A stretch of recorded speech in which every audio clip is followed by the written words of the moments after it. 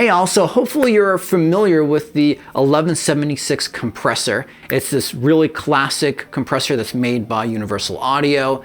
And it's super popular on a ton of stuff, both in hardware version and in emulation. Personally, I love using it on my bass drum, but I actually have a whole bunch of different plugins of this, and I've always wondered which one is actually the best sounding. Which one should I really be going for when I'm doing my mixes? So that's what we're going to look at today. We're going to do a shootout of a ton of different versions of this plugin from both Universal Audio, or the UAD plugins, and Waves. Now, in case you're not aware, one of the reasons why there's so many different versions of the emulation is because there's so many different versions of the hardware. Universal Audio, they started making this compressor, I want to say it's either the early 70s or the late 60s. And they've changed the hardware over time. And they have like revision numbers or revision letters that they stick on it so you can keep track of which is which. When you go to grab that plugin that you go to use, it's emulating a specific version of the hardware. So we're gonna break that down a little bit so we understand what it is that we're actually listening to today. Okay, so let's start off just by discussing what is it that UA, or Universal Audio, offers, right, as part of their UAD collection.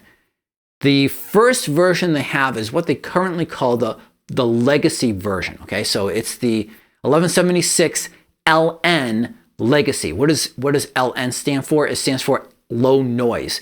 If you go to buy a version of the hardware today, it's actually this sort of unit. Okay, it's the LN unit. So they're trying to emulate the current modern version of this compressor. Why is it called Legacy then? Well, because UA has since redone the emulation, but they've kept this older version around. Sometimes if you buy some of their UAD hardware, it may come bundled with this. Let's talk about the newer plugins they have. So if you actually go on UAD's site and you go to buy the 1176 Classic Collection from them, it actually comes with 3 different plugins. One of them is the newer emulation of the LN model. Okay, so now we're talking about 2 different emulations, both of the same hardware from UA. Then they have the A model. What is the A model? The A model is basically the original hardware. Okay, so it's much older version of the hardware that they're trying to emulate.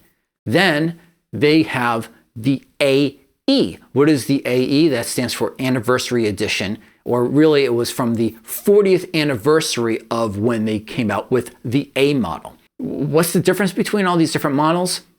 Supposedly, we're going to see, but supposedly the A and the newer LN have different sonic characteristics. They sound different. But the A is noisy, hence why the LN is low noise. Now the AE, the Anniversary Edition of the A, is supposed to sound like the A, but also be low noise. So I know I'm throwing a lot of things out at you right now, but these are things I really want you to pay attention to and listen on the playback and hear if you can actually tell any of these differences that are supposed to be in the different hardware, thus emulated. Okay, so now let's jump over and talk about Waves. Now, the Waves version of the hardware, they actually borrowed from Chris Lord, if I'm not mistaken. When you buy it from them on their site, it's actually listed under a CLA-76, because of course, you know, they have to name it something different.